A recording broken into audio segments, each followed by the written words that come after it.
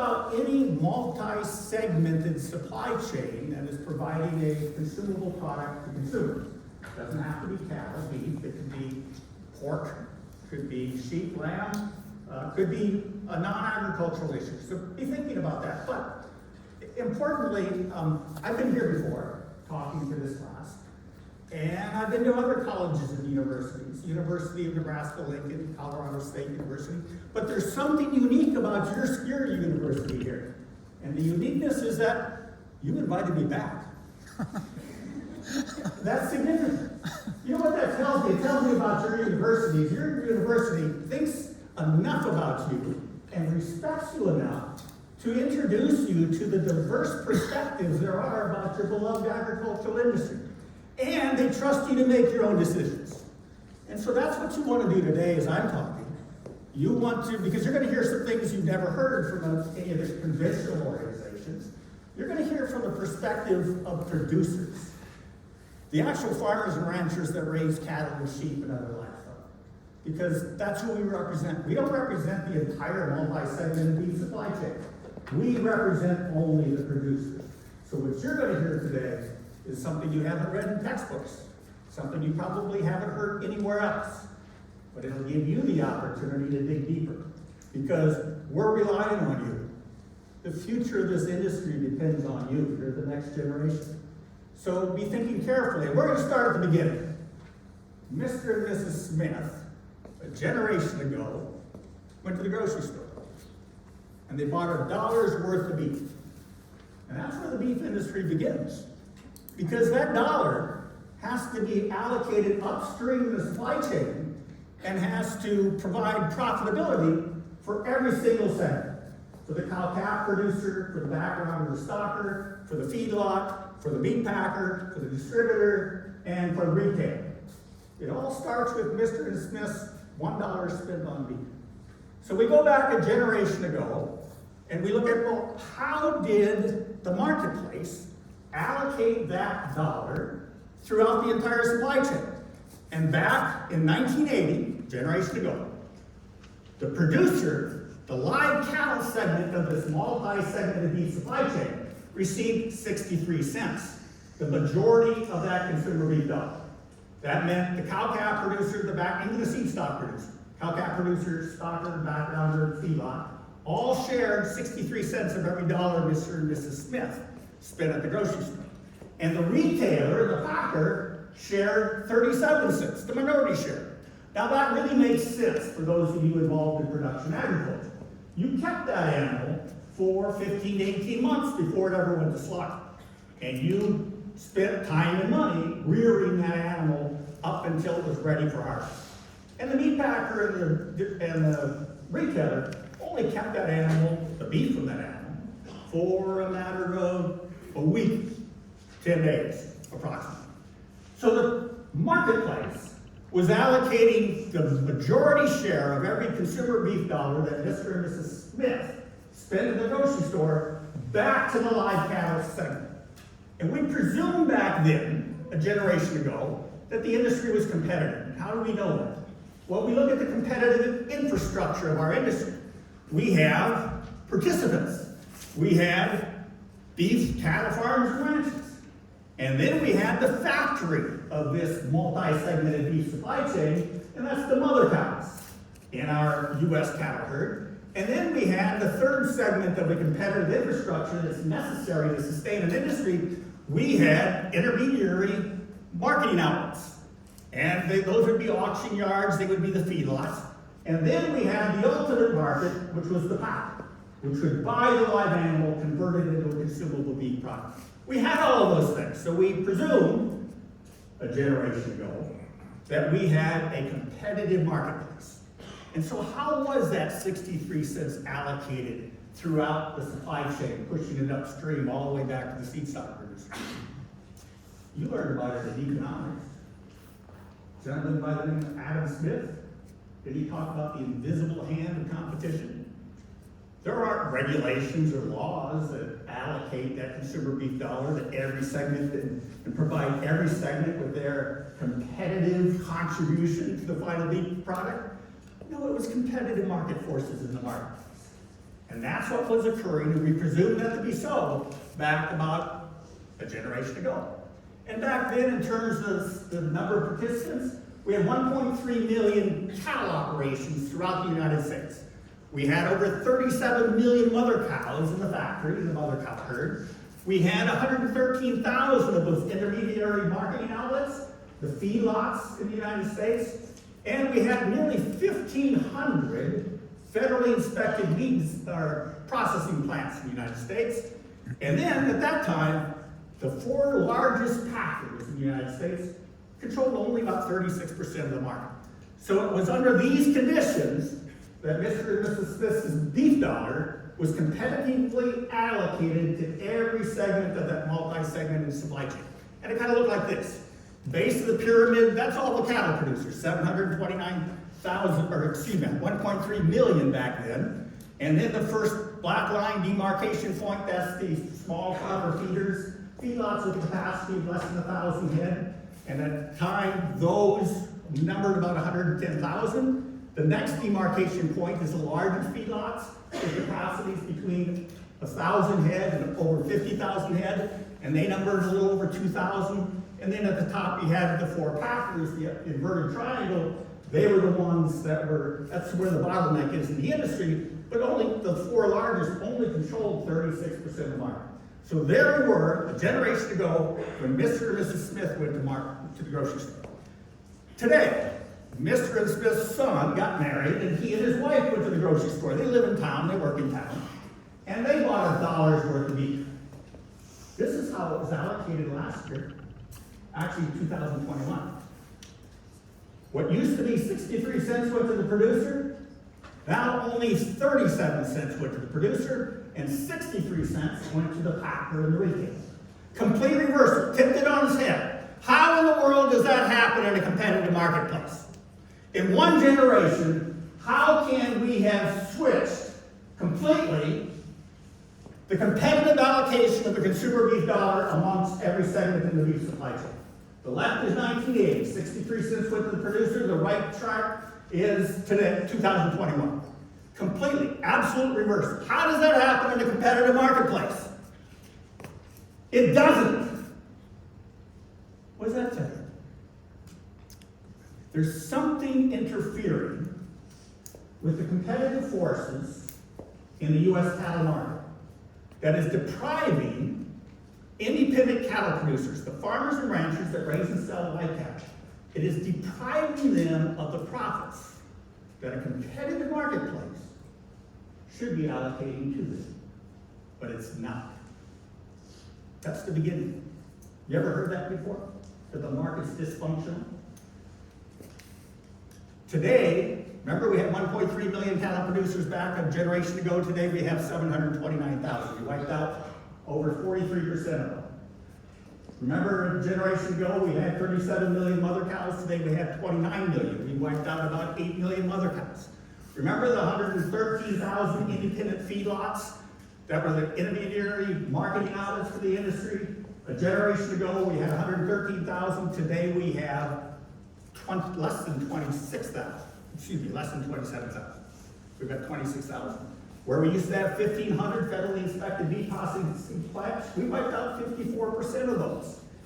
And back a generation ago, we had 4 packers controlling 36% of the market. Today, we have 4 packers controlling 85% of the market. That's the conditions under which today the competitive marketplace is not functioning properly and not allocating the appropriate share of the consumer beef dollar. And so here's what that industry, our industry looks like today. The base has got 729,000 independent cattle operations across the United States. First demarcation point is our small farmer feeders. Those with a capacity of less than 1,000 head feeding cattle until they're ready for slaughter. And those used to number 110,000 as recently as 1996. Now they number 24,000.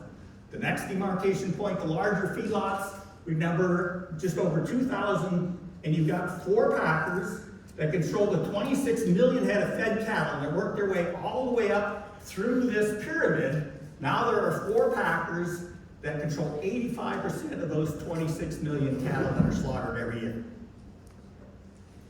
So let's look at this industry a little closer. I told you, we have neglected the U.S. cattle industry, we have ignored it, and we have denied what's happened in the industry, and as a result, the industry is fundamentally, or markets are fundamentally and systemically broken. And this industry is in a serious, serious state of crisis. And some of you say, well, wait a minute, cattle prices are pretty darn good right now. We're going to talk about that, because that's temporary, and I'll show you why that's temporary. So why is it that we've had interferences in the supply chain that has disrupted and distorted what should be a proper competitive allocation to every member of the supply chain? What's caused that? And there's really two significant factors. Number one, the United States embarked upon this theoretical globalization, thinking all we needed to do was open up more markets and we would bring prosperity to our independent livestock producers in the United States. And the second is concentration. Concentration, of course, is once you had 4 packers controlling 36% of the market, now you've got those 4 packers controlling 85% of the market.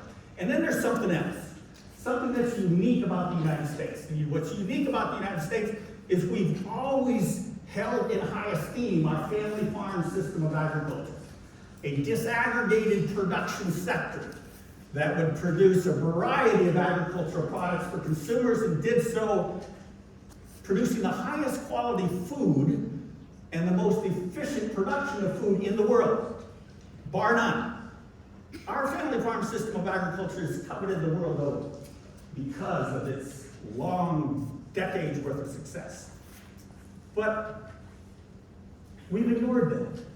And for the past several decades, not a single agricultural secretary appointed by a president has upheld and pursued their statutory obligation to strengthen the United States family farm system of agriculture. And instead what they've done is they follow the economics, the Chicago School of Economics, back decades ago, and it essentially said you really don't have to worry about antitrust issues so long as you're providing efficiencies in the marketplace. So if you can provide a positive consumer welfare, if you can help the consumers, you can offset the harm that accrues to the producers. And so we justified this harm that we knew would accrue to the producers on the basis, but the consumers are benefiting. And as a result, as a national policy position, that's what we held on to. And that was wrong, dead wrong, and we're only beginning to recognize that today. So here's a recent example of how policies have been determined that have been detrimental to producers, but on the basis that it was going to benefit consumers. Very recently, the United States Department of Agriculture, in its infinite wisdom, decided that we should begin importing raw and frozen beef from Paraguay, a country where foot and mouth disease has been endemic. It's one of the most contagious diseases known to cloven-footed animals. And nevertheless, we're going to open the border. And so they did an economic study, and they found this, that as a result of the study, they found that the consumer would gain between $14 and $27 million. That's because of broader choices and theoretically lower prices. That's the consumer benefit. And that would outweigh the losses known to accrue to the producers of between $12 and $24 million.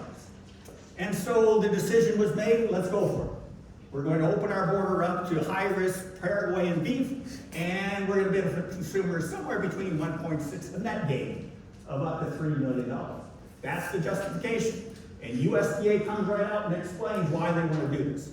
Because they believe that imports of commodity will benefit consumers by broadening their choices in the marketplace and providing them with lower costs for the food. And if you can do that, who cares about the losses to producers, because it's going to outweigh those losses. So this is what has dictated national policy affecting agriculture for the past several decades. And then we had a phenomenon going on where the meatpacking industry itself realized they needed political support.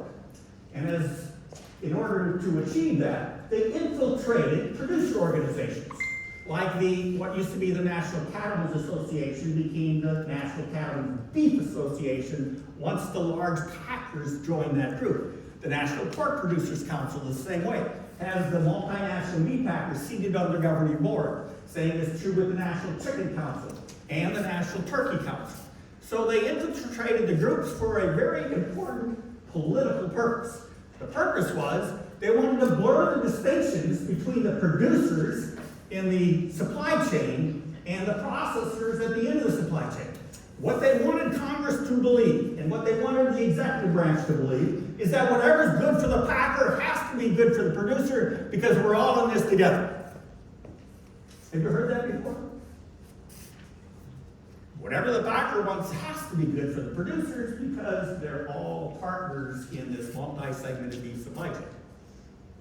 And Congress and the executive branch, they bought this line, hook, line, and sinker, and it's been ingrained in the institution in Washington, D.C. for decades.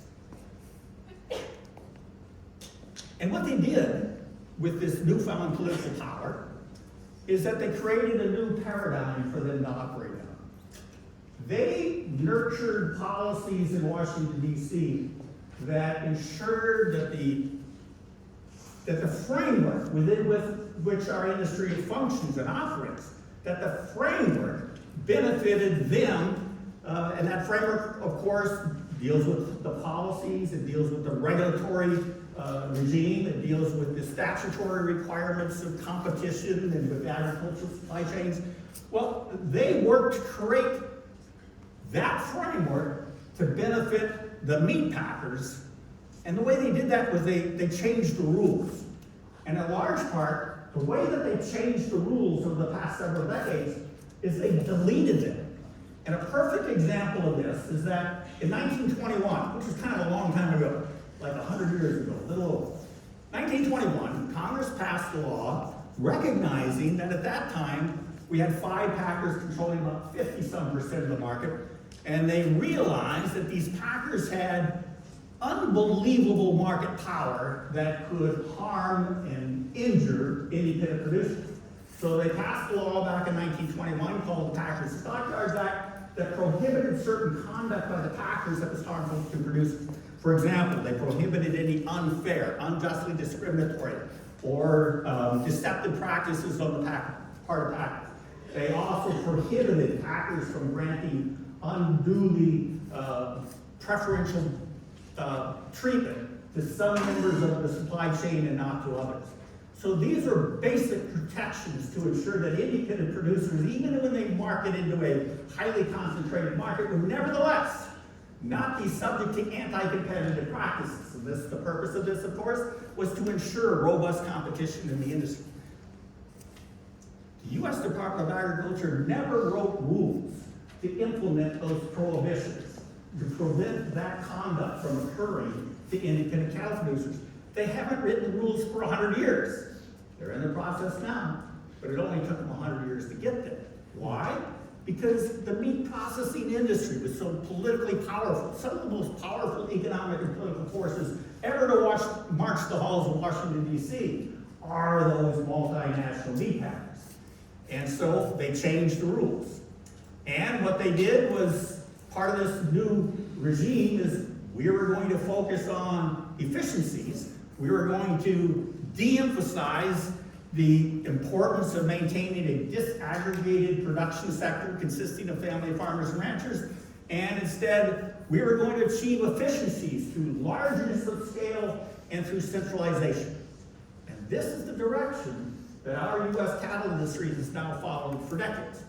And there was a globalization of the input supply chains, which occurred right after it actually began in 1994, when at the time the North American Free Trade Agreement was entered into and implemented. And soon after that, we entered the World Trade Organization with special rules for international trade. And all of those rules contained a de-emphasis of the family farm type system of agriculture. And what they did was they catered to this newly concentrated segment that was involved not just in the processing, but also in the production of products like beef and pork. And there were stepping stones that helped us get there, because clear back in the 60s and 70s, after your history in economics, Back in the late 1940s, we entered the General Agreement of Tariffs and Trade. There's been several rounds that have occurred after that with adjustments made. First big round was the Tokyo round in the 60s and 70s. And we purposely, willfully, granted access to our market, the U.S. market, to countries, developing countries, under the belief that if we granted them access to our market, we would help them pull themselves up by their bootstraps. Pretty soon they would become consumers of our products, and this would enhance this globalized international trade amongst various countries. And in 1994, we strengthened that even further. We granted very generous tariff rate quotas, which limited the volume of imports that could come into the country, and we reduced our tariffs to extremely low levels. And so we did this on purpose, trying to provide these developing countries with the opportunity to generate economic activity through their exports of something that they could export readily. And agricultural products is among those goods that they could export readily. So what had happened, though, was the belief was that eventually we would reach some level of reciprocity. That while we were accepting imports of these cheaper products from these foreign countries, we would be increasing their gross domestic product. They would be improving economically, and soon they would become a buyer of our product. So there would be reciprocity. We would sell them beef, they would buy our beef, and it would be about equal. Never happened. Instead, what happened is the imports far outpaced the exports, and even though we recognized that there was never going to be reciprocity with some of these countries, we didn't change a thing. Why? Because we were still in this new paradigm where we were creating policies and regulations and laws that would benefit the processors. And if you're a multinational processor with meatpacking plants in Brazil and Argentina, do you really want the United States to raise the tariff rates or to strengthen the tariff rate quotas, lower the limit? Because if you're there, you want to market the most affluent market in the world, and you're sitting in it right now. It's in the United States of America. So concentration resulted in the dismantling of that infrastructure, losing 43% of the participants, losing 8 million mother cows, losing 77% of all of our feedlots. It was concentration that helped cause that, and it was globalization that stunted the opportunities for growth of our industry. In other words, our industry keeps shrinking, but we don't grow and then shrink a little bit and then grow, where we're ultimately, the net outcome is that we're actually strengthening the industry. That hasn't happened for decades. And so let's look at how does a concentrated industry affect its inherent market power in the U.S. cattle market. And many of you have heard about this high level of concentration. 4 packers control 85% of the market. That's absolutely detrimental to any economic sector in America. But the industry comes back and says, well, wait a minute. That's not really a problem. And the reason we know it's not a problem is because that occurred back in the 90s, decades ago. It was already up in the 80s. We've been operating ever since then with a high level of concentration. But what's missing in their argument is that while we had 4 packers controlling 85% of the market, we shrunk the market. We reduced the number of meatpacking plants. The marketing outlets available to independent cattle producers were shrinking at an alarming rate. In fact, we went from 750 plants in the United States in 1980. Now we're down to about 150. So now you have 4 packers controlling 85% of the market, and they have relatively few marketing outlets that provide producers with a competitive opportunity to market their cattle. And then we have this issue of globalization, the ability to source cheaper products from anywhere in the world. And the meat packers who are in control of the globalization and of this industry can choose where to source the cattle in order to satisfy Mr. and Smith's demand for beef at the grocery store. They can, as these arrows indicate, they can purchase the domestic animal, which happens to be the best beef in the world, produced under the best of conditions when they purchase an exclusively USA animal. Or they can import cattle from Canada or Mexico, 2 countries that we import live cattle from.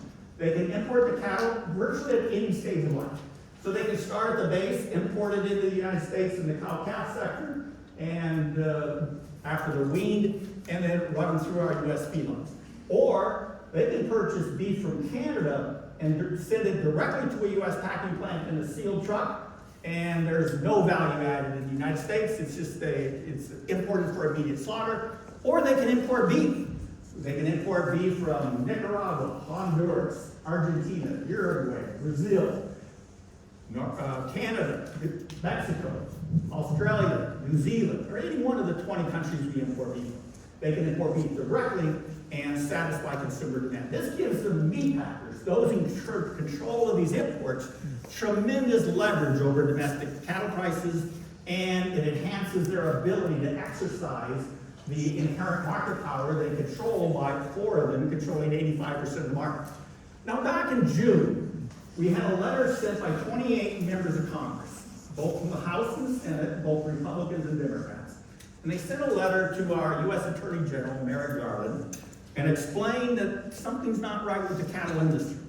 And they pointed out this chart, not this chart. They pointed out what this chart shows. And what this chart shows is on a monthly basis, since 2015, you'll recall cattle prices collapsed in 2015 in the United States. But the blue graph represents the volume of monthly imports from these 20 countries we import from. The red line represents live cattle prices. And you can see the correlation here, that whenever we have live cattle prices, we have a surge of monthly imports. And then as cattle prices fall, imports kind of fall. And then as we see cattle prices rally again, we see another surge in imports. So this was true in 15, 16, you can see every time there's a spike in the red line, the cattle prices, you see a corresponding increase in the volume of imports. Why did this happen? Well, it was to satisfy consumer demand. Because once you reach the equilibrium between demand and supply, you would expect the prices in the supply chain to fall. And so this was leveraging down domestic prices. Now, in late 2020, we saw cattle prices starting to increase again, and you can see towards the last segment of this graph that the monthly imports in total are increasing significantly during this period in an effort to satisfy domestic demand, because domestic demand for beef has been extremely strong. Consumers' willingness to pay all-time record prices for beef has been really strong. And as they continue to bring in these imports that importantly are undifferentiated.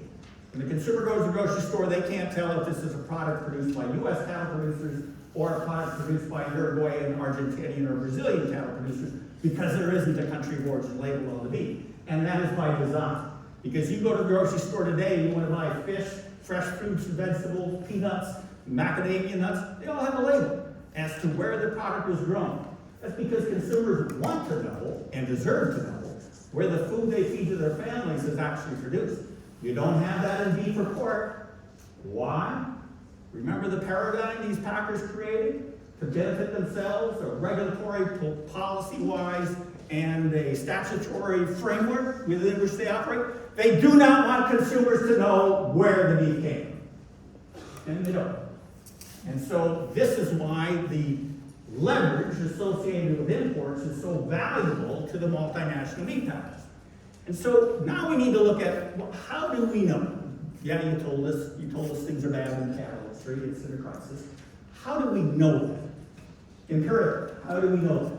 Let's look at the various elements of this competitive infrastructure that allows us to maintain a viable industry in the United States. First thing we're going to do is look at, historically, the relationship between what consumers pay for beef and what producers receive for live cattle. And so we're going back 3 decades. And you can see the blue represents the monthly price of beef that consumers are paying for in the grocery store. The red line represents fed cattle prices.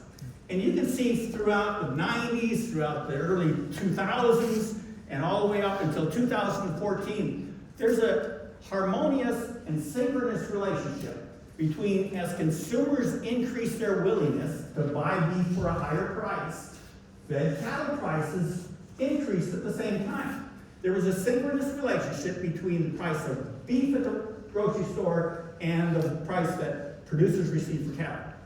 Now that would make sense, wouldn't it? What's the ingredient in beef? Cattle. Doesn't it then make sense that there would be a close pricing relationship between those two commodities? Of course. And there was. Historically, there's always been. We saw some departure in the early 2000s. We'll talk about that. But the peak, 3/4 of the way across the graph, the peak, that's December 2014, had the highest nominal prices in history for fed cattle prices, and consumers were paying the highest nominal prices ever for beef. And every analyst in this industry, government and private alike, all said the same thing. All right, you're in the cattle industry. You've got a long biological cycle. It takes 3 years to rebuild a liquidated herd. We just came off a drought from 2011 to 2013. Widespread drought caused us to liquidate cattle. We just came off that, and now the experts said, demand is strong, consumers are paying all-time record prices for beef. You cattle producers will receive high prices for the next 3 years.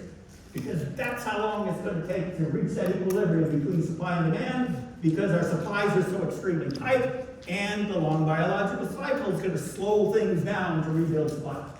That's what the experts said, and it didn't happen. In 2015, cattle prices started to fall further and faster than any time in history. And it fell up through October of 2016. And from that point forward, we saw the new phenomenon.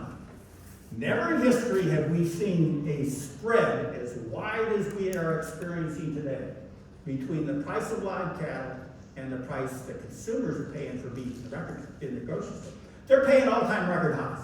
In fact, just a couple months ago, it almost reached, for all fresh beef, almost $8 a pound. Never in history have beef prices been that high. So here's a close-up view, starting in 2010, so we're just 13 years of data. You can see as consumers, the blue, as consumers were paying more for beef, fed cattle prices were climbing, and then suddenly this inexplicable collapse in cattle prices, consumer beef prices continued to march upward for 8 months. And then we had kind of a consolidation, consumer beef prices fell slightly, and cattle prices started stair-stepping downward, and beef prices started stair-stepping upward. An inverse relationship. Inverse relationship between the price of beef and the price of cattle. We've never seen that before in this industry. But it just occurred over the past 8 years. And then again, we had a severe economic shock that changed the picture. That shock was another widespread drought like we had in the 2011 to 2013 timeframe. Now we have it again. It has shrunk supplies to historically low levels, yet we continue to have strong consumer demand. And consumers are still willing to pay more than ever before for beef at the grocery store. That's driving our fed cattle prices up. How long is that going to last? You know, it's good to have a canary in the coal mine if you don't know what's going on. And we have one. It's called the U.S. sheep industry. Very similar to the cattle industry in terms of its biological characteristics. They're both ruminant animals. The marketing structure is very similar. And if we look at what happened in the sheep industry, we might be able to predict what's going to happen in the cattle industry. So the sheep industry, remember it was 2014 when cattle prices hit the highest nominal levels in history. In the sheep industry, it occurred earlier. It occurred in the early 2011. Lamb prices hit $200. $2.100. And suddenly they collapsed. Kind of like what happened in the cattle industry. 2014, we hit a peak, then they collapsed. Sheep industry did the same thing. And then for many years, we had volatility in prices over time, this 2010 to 2023, and you could see there was really no significant direction of lamb prices. Kind of like what happened in the cattle industry, this 8-year lull here where cattle prices were stair-stepping downward. And then suddenly cattle prices are again responding to external forces. So did the sheep industry a little earlier, 2021. And then the lamb prices collapsed. They were up there around $270 a hundred. I said $2 a hundredweight. That was a mistake. $270. And now they've collapsed. Might that occur in our U.S. cattle industry too? Let's dig a little deeper. So we're looking at those elements of that competitive infrastructure, the number of participants. Here's a chart showing the decline in the participants in our U.S. cattle industry since a generation ago in 1980. And in the middle of the chart, you see I've got North American Free Trade Agreement and an arrow. Because many groups, including ours, was going to Congress and saying, our industry is in trouble. Our industry is not going to be able to compete against these low-cost imports from these foreign countries, nor can we compete in a marketplace where competition has been purged as a result of the buyer power exerted by the Concentrated Beef Act. So went to Congress, and Congress said, we have a solution. The solution is this. We will expand market access abroad for your product, and as a result, we will build demand for your product, and as a result, those of you in the industry are going to experience prosperity. We will bring about prosperity through free trade agreements. The North American Free Trade Agreement was the first experiment. And you can see that in the middle of the chart. The promise was it was going to bring prosperity to the U.S. cattle industry. It didn't happen. Instead, our industry continued to shrink, and as I said earlier, we've lost 43% of our independent producers. And then we look at the other element of our infrastructure, and that is the size of our factory, the mother cow herd. Mother cow herd on the left here back in 1980 was over 39 million mother cows. And then you can see we've been falling ever since. See the North American Free Trade Agreement, the promise of prosperity to the industry if all we did was increase market access abroad for our product. Didn't work. Our cattle herd size continued to shrink. And notice the dotted line, the trend line. So if you're in economics class, that trend line means something to you. It means you can predict the future. All things being equal, no meaningful changes to the marketplace, you and I can now predict what's going to happen with the number of cattle producers in the United States if we do nothing. You and I can predict what will happen with the size of our mother cow herd if we do nothing different. They will continue to shrink. Our industry is in an alarming state of contraction right now. The first two elements show it. You all heard about the cattle cycle. Cattle cycle is resulting from supply and demand. When we have too many cattle producing too much beef, consumers are going to run from just quit buying beef at higher prices. And so we liquidate our herds, self-liquidation, no regulations requiring it. The industry has just done this over time. And we would, the cycle would start all over again. Cycle is, we'd have 6 to 7 years of herd expansion. We'd have 3 to 4 years of liquidation. And between this expansion and contraction phase, we'd have 1 to 2 years of consolidation. The last normal cycle in the cattle industry occurred in the 1980s. 3 to 4 years of liquidation. Early 1980s, we started our first 8-year liquidation phase of the cattle industry. In 96, we started another 8-year phase, double what it has historically been prior to this. 2007, we had a shorter one, 6-year. Now, 2018, we've had another serious liquidation phase in the cattle industry. So this used to be the bellwether indicator of competition, is when our cattle cycle was functioning properly.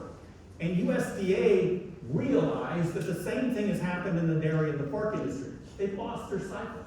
It's because no longer are competitive forces dictating the size of the industry and its contraction. Now it's external forces, the same forces that are interfering with the competitive forces in the marketplace. And so the third segment, you had the number of participants, part of your competitive infrastructure, you had the size of your factory, and now you have the intermediary marketing outlets. And here we're looking at those feedlots. We talked about it earlier. We've lost 77% of our independent feedlots. Virtually all of them are the small farmer feeders that had a capacity of less than 1,000 head. They've been dropping like flies over the past 26 years. But there's one segment of the feedlot industry that isn't shrinking, and that's the mega feedlots. The feedlots with a capacity of over 50,000 head. In fact, over the past 26 years, they've almost doubled in number. We now have 80 very, very large feedlots in the United States. And they control 35% of all the fed cattle market. Remember, we market 25, 26 million head. They control 35% of those. And then four packers control 85% of those. What's happening here is the market power possessed by the concentrated meat packers is now being pushed upstream into this segment, the cattle feeders. So what we've talked about so far is the decline, a long-term systemic decline in the number of participants, number of cattle, and the number of feedlots available to the industry. And now let's look at the economic side. What can we expect to occur for cow-calf producers and feedlot owners? And we'll start with the feedlot owners. So we go back 23 years of monthly data, and the U.S. Department of Agriculture tracks the returns to feeding cattle in the United States of America. And you can see on a monthly basis for 23 years, intuitively, the cattle feeders have suffered more losses than they have profits. So we'll look at this from a line graph phase, same data. And what you can see is the dotted line is, historically over time, we're seeing a decline. In fact, the average return to feeding cattle in the United States of America, based on U.S. Department of Agriculture data, is a negative $24 per month for 23 years.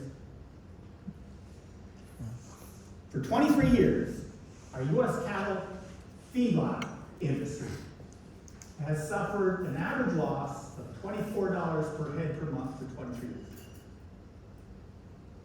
Why do we even have a viable feedlot industry in the United States if that's true? How can you have a functioning, viable industry that has not persistent losses, but average losses that high? And the answer is, we don't know. Either the data is wrong, I didn't collect the data, this is USDA data, or remember the Packers and Stockyards Act that was designed to help independent producers, and the one prohibition in that is the meat packers could not grant undue preferences or advantages to some segments of the industry and not the law? What if these largest of feedlots were receiving compensation for cattle that none of the other feedlots were receiving? What if these largest feedlots are receiving some kind of compensation that isn't even being reported to the U.S. Department of Agriculture, so it's not showing up on this data? We suspect that's exactly what's happening. We think the largest meat packers are providing the largest cattle feeders with preferential deals, like cost-plus contracts, where the feedlot is guaranteed to be paid for the feed and the labor and the interest to feed the cattle to the packer. In return, and the packer does that in return for having a steady supply of cattle. What if the packers, that we suspect this is happening, are providing bonuses to these largest of feedlots that are not related to the value of the animal? Just number of head, number of pounds. These are issues that are being investigated today because the suspicion goes beyond our camp. It's now a widespread suspicion that something has to be happening because these losses explain why we've lost 77% of all the small farmer feeders. It doesn't explain why we still have a viable large feedlot segment left if USDA's data is correct. So this chart shows us what's happened to that consumer beef dollar.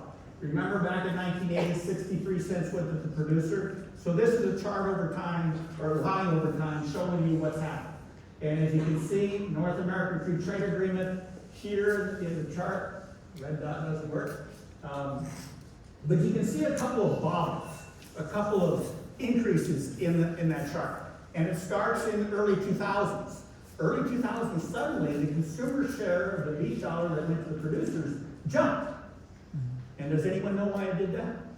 Something happened in early 2000s that affected the entire cattle beef industry. And it was the discovery of bovine BSE, bovine somatotropin Spongiform. Spongiform encephalitis, BSE, mad cow disease, was detected in a native cattle herd in Canada. And then a cow imported from Canada with BSE was detected in that in Washington. And suddenly, the United States closed its border to live cattle from Canada. It only represented about 5 or 6% of our live animal slaughter in the U.S. But nevertheless, that small, seemingly small reduction in supplies unleashed the competitive forces in our marketplace, the latent competitive forces, and cattle prices for the first time in history exceeded $100 a hundred. And that happened until the border was reopened. And that's why you see this bobble in the middle of the chart. And then we had the widespread drought, another serious shock that occurred to the industry, and it drove cattle prices up. And again, the latent competitive forces in the marketplace were unleashed, and cattle producers back in 2014 were receiving 55 cents for every consumer beef dollar. But that was soon rectified, and now we're back down 2001, 37 cents. So this is chart over time. And then we looked at what USDA said was a return to cattle feeding. USDA also keeps data on the returns to cow-calf producers. And they've done that year after year.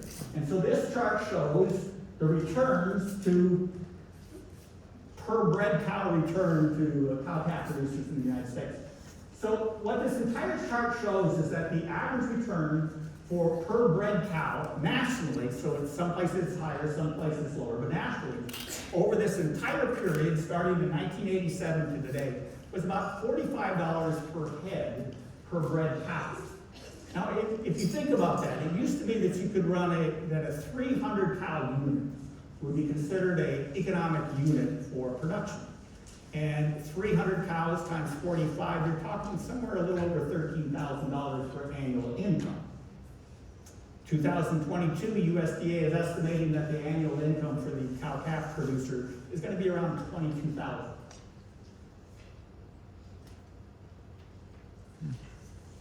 A family of four in the United States of America is eligible for food stamps if their income is only $26,400 a year. Something's wrong with this industry when the producers at the very beginning of the supply chain aren't making enough profit to sustain a 4-member family on 300 cows. How many cows do you need? Remember the new paradigm? Focus on largeness of scale and efficiencies. And that's what we're dealing with today. So we see these bobbles again, and this returns to cow-calf producers. In the middle, you see, for the first time, the return to cow-calf producers jumped over $100 per bred cow per year. And then that was the anomaly. That was the BSE case that shut off a relatively small percentage of live animals that were imported into the United States. And then, after the widespread drought, a second shock, we saw over almost $400 per head return per bred cow for cow-calf producers. They were experiencing levels of profitability that the industry hasn't experienced for a long, long time. But what is this telling us? That we're involved in an industry that only works if we have a serious external shock that occurs to the system. Otherwise, the system doesn't work at all for producers. We have 2 periods in history clearly shown. So the last date on this chart is 2022. Look what's happened to the returns to cow-calf producers in 2022. It was only $11.91 per bred cow per year. This is USDA data on a national level. It's going to be higher in some places, lower than others. It's national data. So we're expecting in 2003 this is going to jump up again, because why? We've had another serious external shock that's hit our industry. And that shock again is another widespread drought. How long will you tolerate an industry that you love, that you want to be a part of, that only functions properly if we have a severe shock that knocks many people out of the industry? That's what drought does. It causes people to liquidate herds in the areas that are suffering from drought. This is the same information, but on a line graph. And again, the dotted line, the trend line. We can predict the future. If we make no meaningful changes to the structure of this marketplace, we're going to shrink the number of participants, the number of cows, the number of marketing outlets, the profitability to cow-calf producers is going to decline, and the profitability for feeding cattle in the United States is likewise going to decline. This industry is shrinking, and it's shrinking at an alarming rate. And we look at the saving. Remember? We're going to increase market access abroad for your product. That was going to increase demand for U.S. beef. The U.S. beef increased demand was going to bring prosperity to independent cattle producers. Didn't happen. Not since 1994, but let's look at trade, because there's an intense focus on trade in any agricultural publication that you read. And you hear about how good trade is for cattle producers. So here's global trade. In the trade of cattle, beef variety meats, and processed beef, every year since 1990 on an annual basis. The maroon graph on an annual basis represents exports of U.S. products abroad. The blue represents imports of those products into the United States.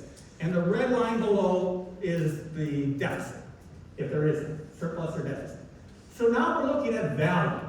So as beef value increases, like we're seeing today, then our export value automatically is going to increase unless the volume is significantly changed.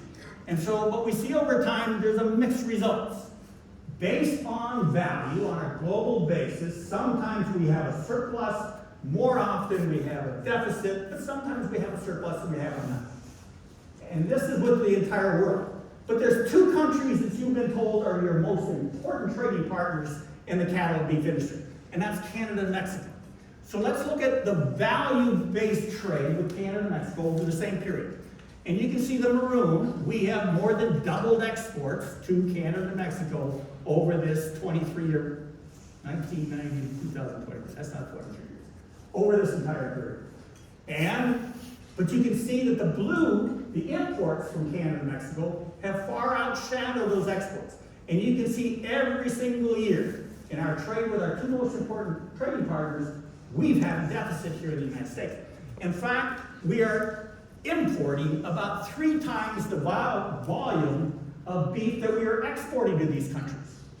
So let's put this in perspective. So we're at a card table in Las Vegas, and I give you $2. I had this backward. So we're at the card table, and Canada and Mexico gives me $2. And I pull my wallet out, and I give them $6 back. And then they give me $2. I'm selling them $2 billion worth of cattle beef. And then I take my wallet out and I give them $6 back because I'm buying $6 billion worth of cattle beef. So every time they give me 2, I take my wallet out and give them 6. How long will Canada and Mexico play that game? Till I quit, right? So we're talking value here, which is really controlled by the price of beef. But what really affects the demand for cattle produced by U.S. cattle producers is the supply of beef on a volume basis. So let's look at this from a volume basis specifically. Same chart, graph means the same thing, maroon, exports, and volume. And you can see we have significantly increased exports over this several decade period. But every single year we import more than we export. So every single year we have a deficit with the world. Now let's jump just to Canada and Mexico, again, our two most important trading partners. This is alarming. We are importing, the blue, way more than we are exporting year after year after year. Now, if we weren't doing that, creating a surplus that leverages down our prices, that burdens our domestic cattle industry, our global trade would be a little bit different, particularly if we're looking at the value. So we need to get trade right, and we do not have it right today. We are importing cheaper, undifferentiated beef from 20 different countries. We're importing live cattle from 2 different countries. And as a result, we maintain profitability at levels where a 300 cow herd operation meets the threshold for food stamps in America. Now, we actually do import about the same kind of product that we export from Canada and Mexico. And in fact, it might surprise you that while the industry tells you that we need exports because we are producing products that consumers in America don't like. Nobody wants to eat tongue in America. But if we go to Japan, we get a enhanced value for that product. Well, and that's exactly why the meat packers are importing from Canada 2,000 metric tons of tongues every year, because they can put it in a box here in America and put a product of the USA label on it, and it will command a higher price in Japan. Now, what does the producer receive for this? Nothing. This is how the paradigm shift, the framework with the policies, the statutes, and the regulatory regime is benefiting the meat packers at the expense of U.S. cattle producers. But look, before you fall asleep, I want to talk about one more thing. We're back to the canary in the coal mine. So here's the question of the day. Can imports destroy a domestic livestock industry? Can imports destroy a domestic livestock industry? We're going to look at our canary in the coal mine. This is the sheep industry. Very important chart. The blue on this chart represents domestic production of lamb and mutton. And I'm just going to say lamb to make it sense. So the blue is domestic production of lamb since 1980 on an annual basis. The red line is consumption. That's America's appetite for lamb in the United States, the red line above. And the maroon, or brown, whatever color that is, represents the imports of lamb from primarily Australia, but also New Zealand, and several other small countries. So what we see from 1980 till early 2000s is that as domestic consumption, the red line, increases, our industry produces more. That's what happens in the competitive marketplace. As domestic consumption, the red line, begins to fall, our industry produces less. That's what happens in a competitive marketplace, dealing with supply and demand factors. And then, the American consumer's appetite for lamb remained somewhat volatile, but relatively stable, starting in late 90s. And you can see that. The line goes almost flat, not flat, but it moves to the right. But domestic production starts to fall precipitously. And while that domestic production is falling, it's associated with an explosion in imports. And in 2006, our U.S. sheep industry, the canary in the coal mine for the cattle industry, 2006, that livestock industry became the first livestock sector in America to be outsourced, because in 2006, American consumers relied more on foreign land than our beleaguered U.S. sheep industry could anymore produce.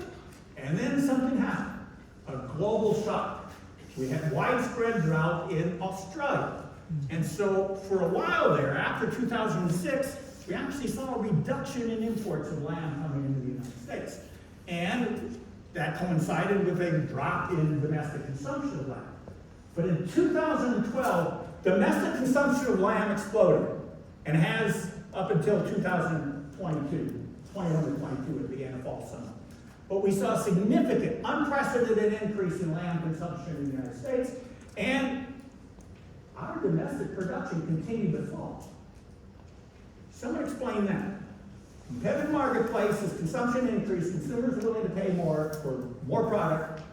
You reduce production. So while our domestic production fell, the imports skyrocketed. And today, 2022, last year, today, 74% of all the lamb consumed in America was sourced from foreign countries. Can imports destroy a domestic industry? Here's what that import explosion looked like. We've seen a 540-some% increase in the volume of imports.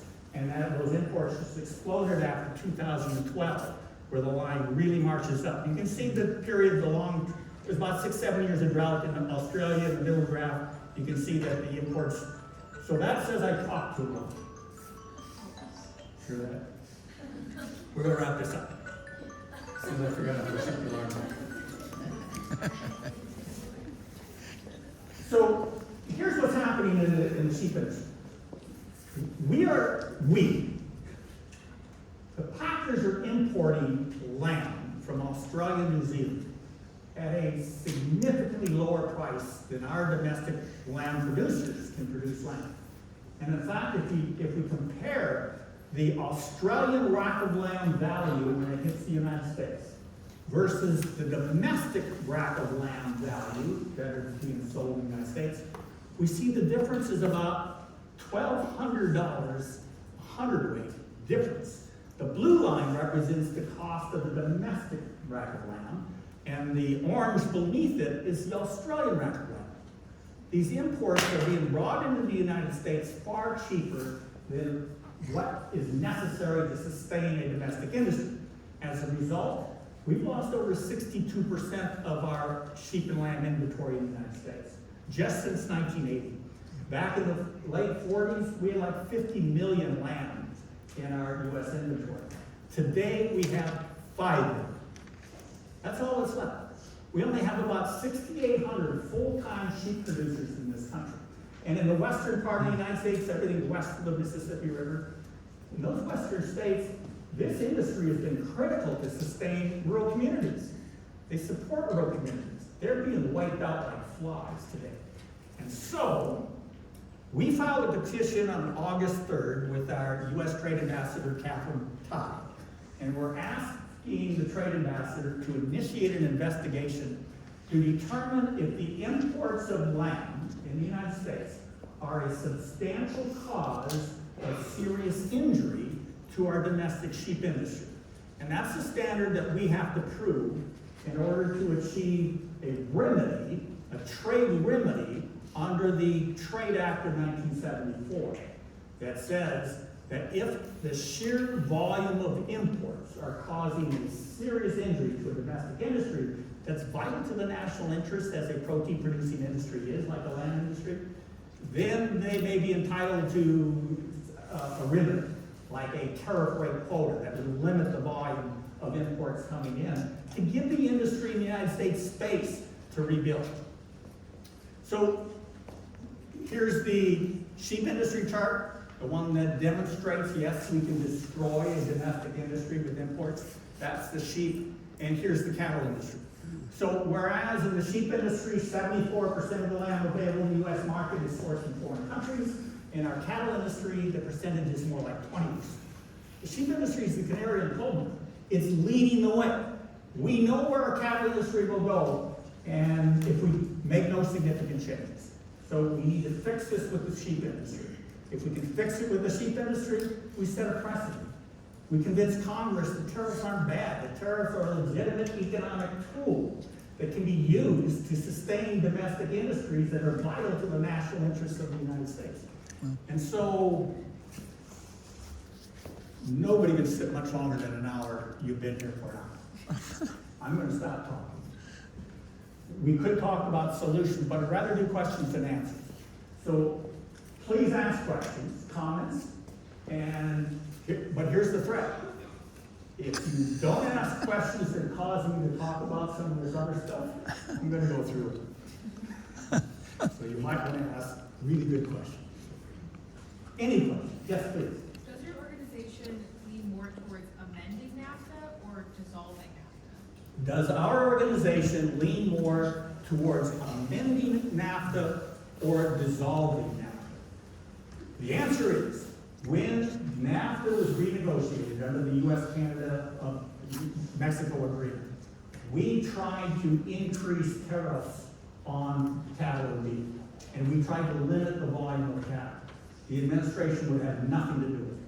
And so there were no changes whatsoever when NAFTA was amended to become the U.S.-Canada-Mexico agreement. We would rather have no agreement than have what we have. We would like to amend it. We would like to put tariff rate quotas on the volume of live cattle that can be brought into the United States under a low tariff level, and then once that volume is exceeded, significantly increase the tariffs that would deter further imports for the rest of the year. Some kind of a safeguard that's based on volume. We'd like to see that on beef too. So we're open to either amending or throwing it in garbage. Our first efforts will be to amend. If that's unsuccessful, we'd rather not have any of that agreement than what we have today for our industry. Thank you. Other questions, comments? Yes, sir. What are your thoughts on vertical integration of the beef industry? what are my thoughts on vertical integration of the beef industry? Glad you asked. So, vertical integration is when, along the supply chain, a dominant participant like a meat packer starts to control the feedlot, the background stocker, the cow-calf producer, and even the seed stock producer, controlling the genetics. They lock this all up as a single entity.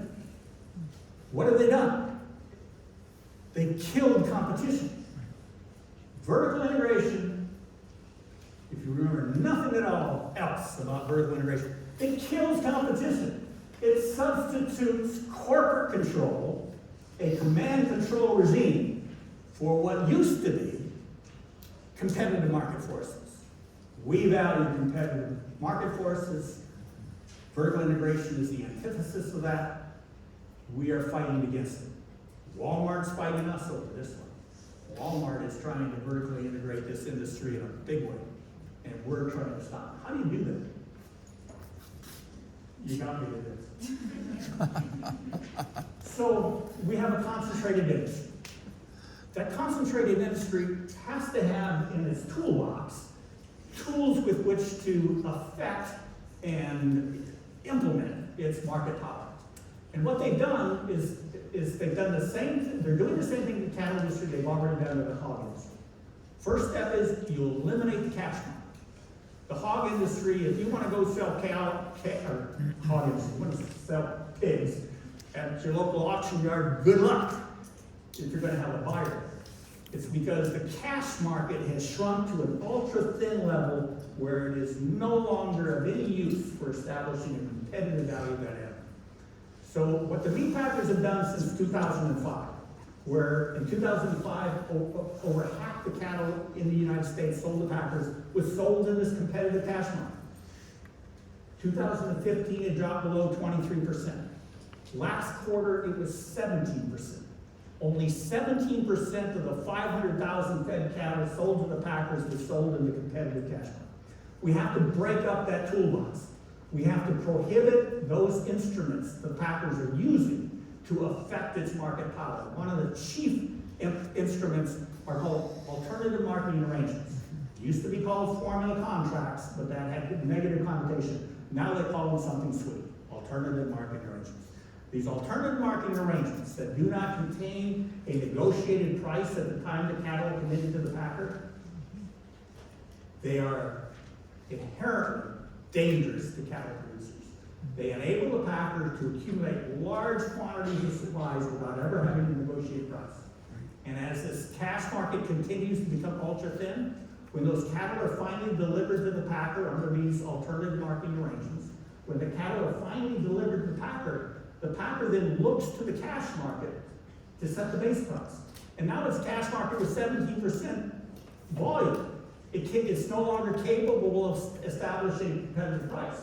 That's a huge benefit to the packer because they get to use a base price that is non-competitive and apply it to all the other cattle they receive.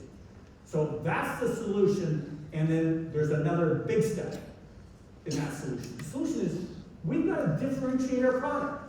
The United States cattle producer produces the best product in the world under the very best of conditions, bar none. We have the highest health and safety standards in the world, and yet their beef is not distinguished in the marketplace.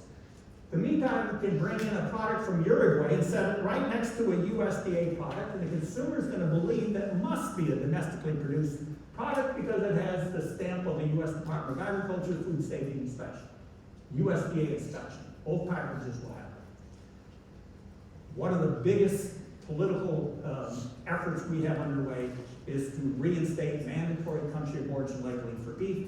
So all beef sold in the grocery store, just like your fish and your fruits and vegetables, is labeled as to where the product actually originated. And we believe that is how you reinsert competition to an industry where competition is encouraged. So thanks for the question. We hate vertical integration very much.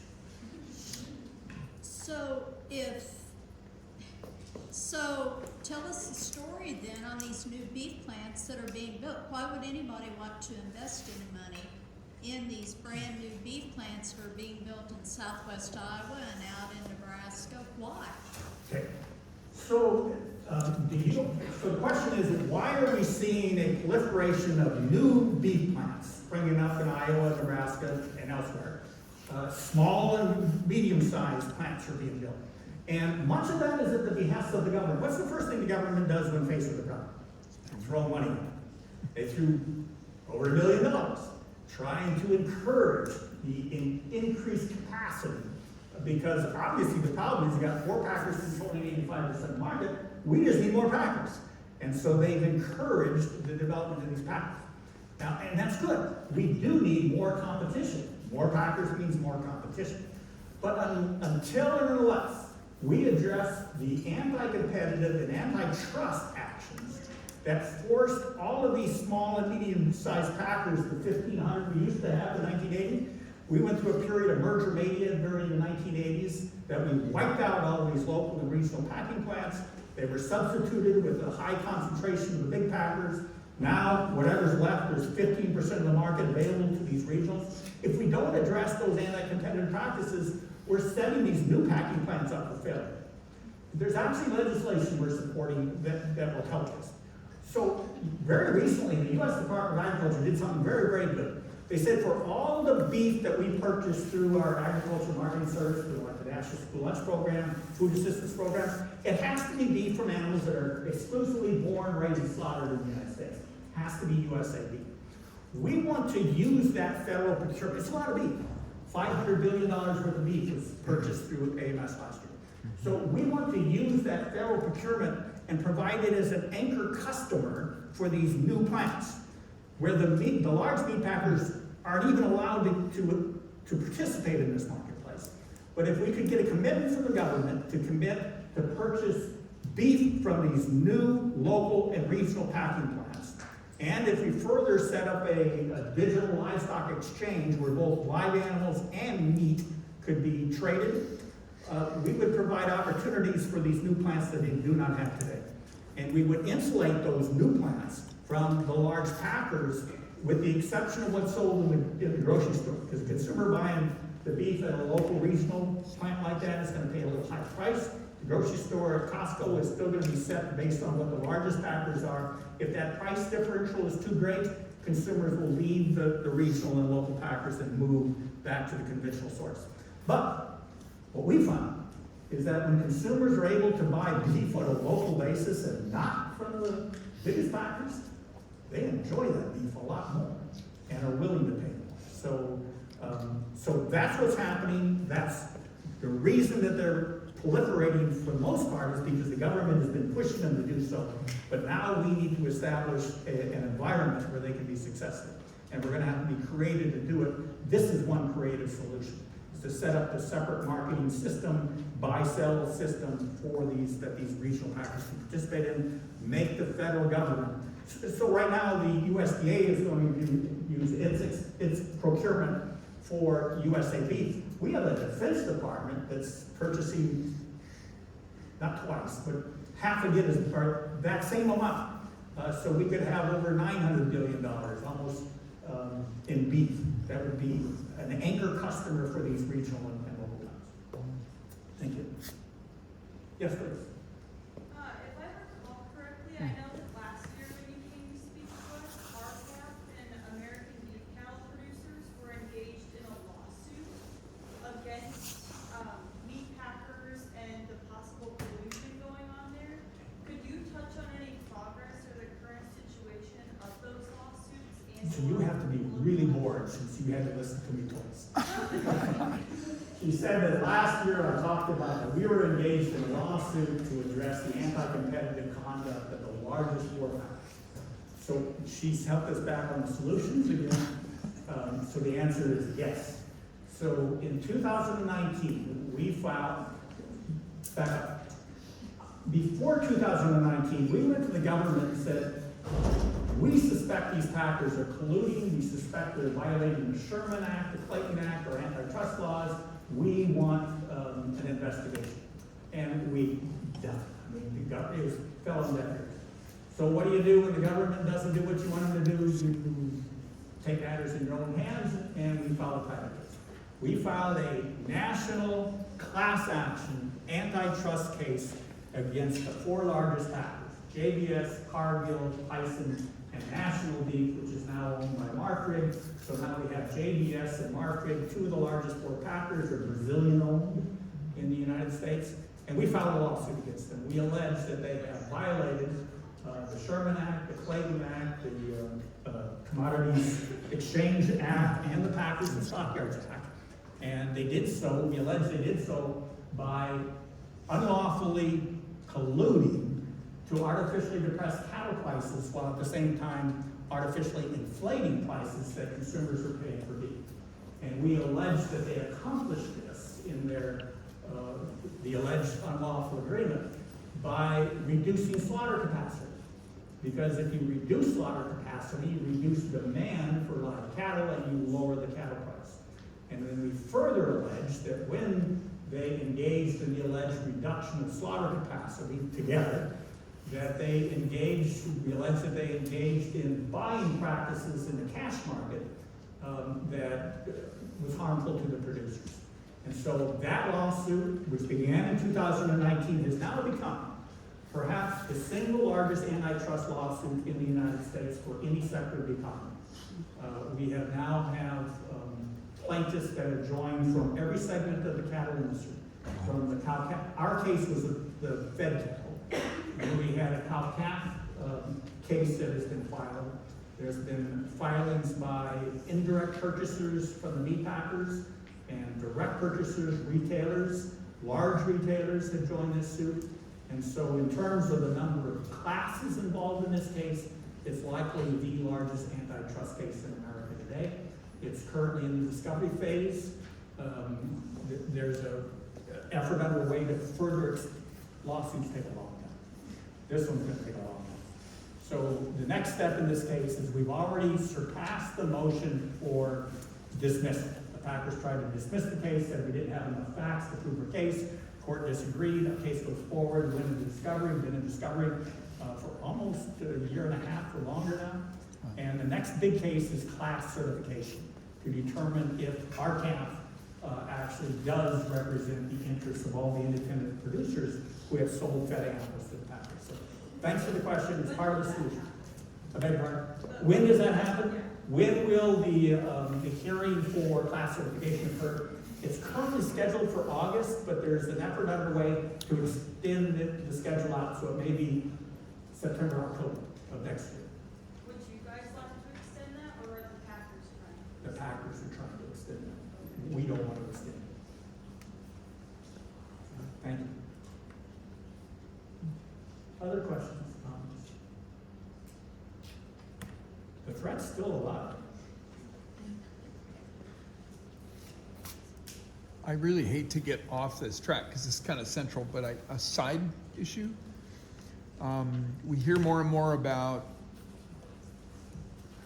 the decline of the beef industry as we look forward because of the average age of producers not willing to go back and expand the herd, and the younger producers not willing to take their place.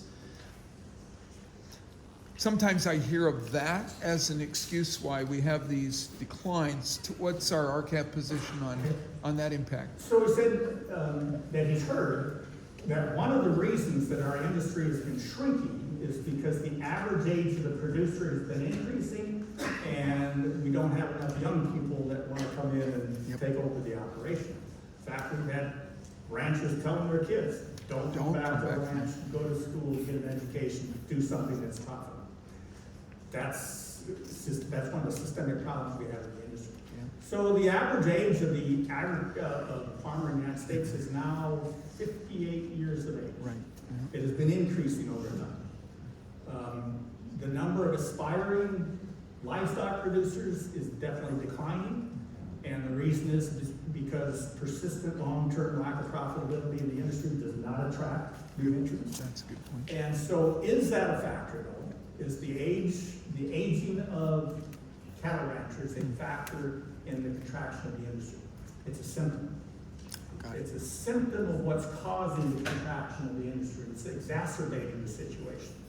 because as we have, the market functions in such a distorted manner, even those who are lined up to be aspiring ranchers are gonna reconsider whether they wanna get into it. So we need to reverse that. We need to create opportunities, and these small regional packers are gonna create opportunities for cattle feeding in their locality, which is good, so we can keep them viable. We might encourage more young people into the industry. But the best way to do that is restore competition.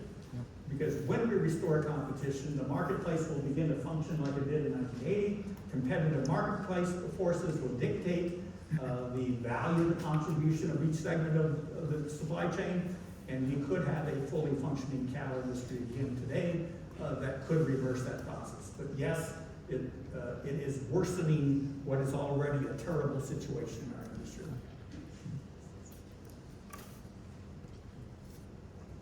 So are we looking at an entire generation?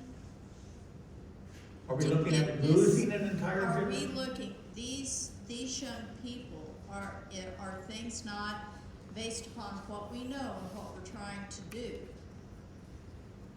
Are we looking at their children or their grandchildren who are going to find this beef cattle industry back to where they're above the poverty level? Will it be, question is, will it be you or your children that will be responsible for preserving and improving the U.S. cattle? How many of you are over 18? 18 or over? It's you. How many of you have called your member of Congress and said, I want to know where my beef comes from? Nobody? How many of you called your members of Congress and said, I want to get into the ranching industry?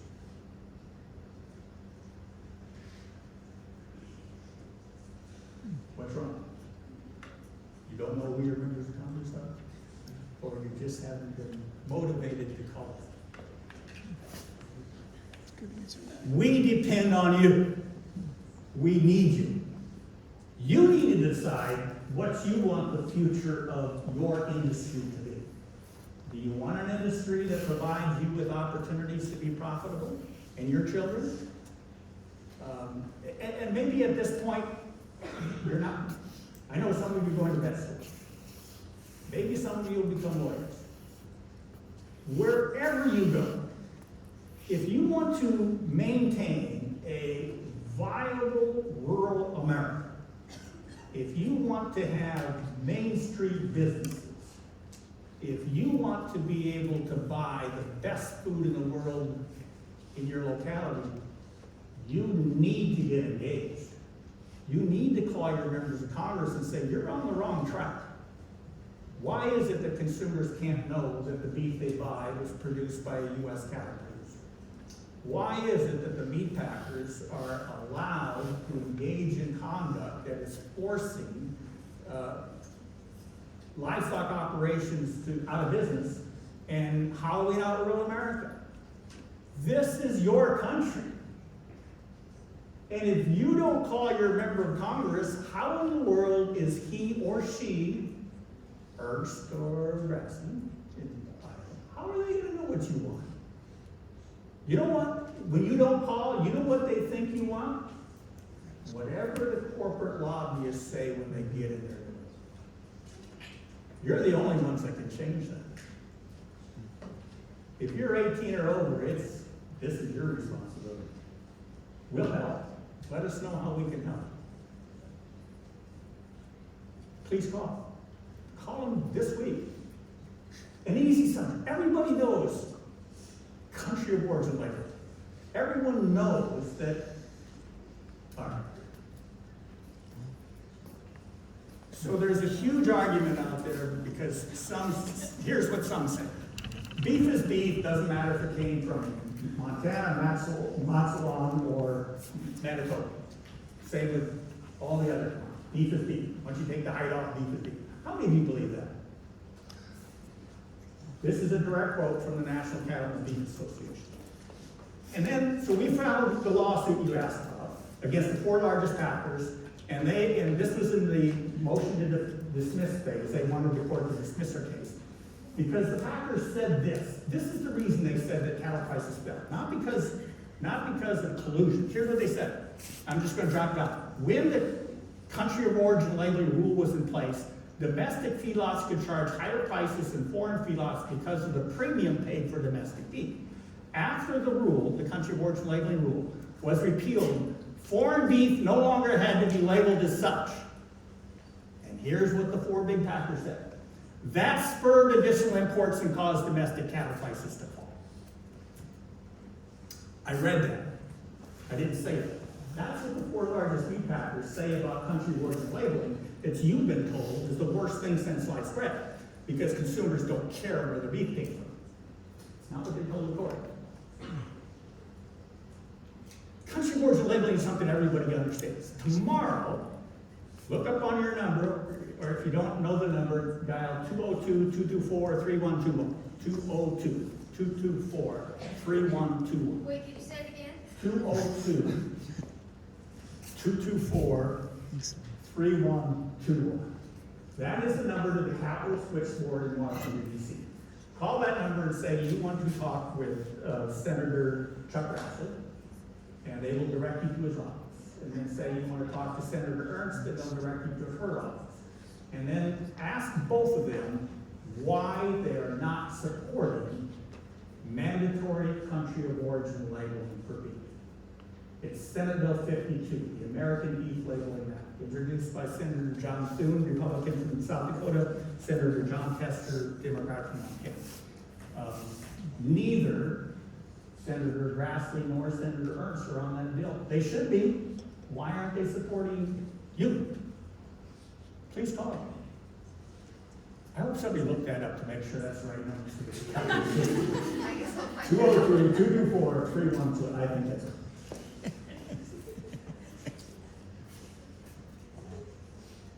Can we tell them you told us to call? Yes, no.